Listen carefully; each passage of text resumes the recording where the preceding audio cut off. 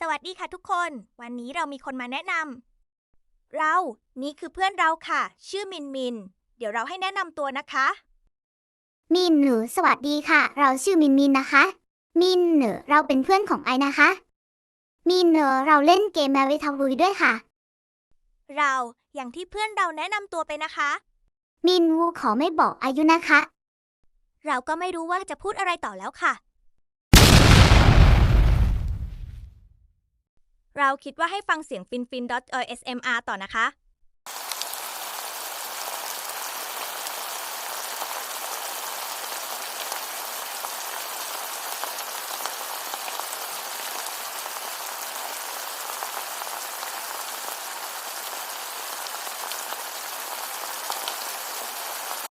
เราก็หาได้ประมาณนี้ค่ะ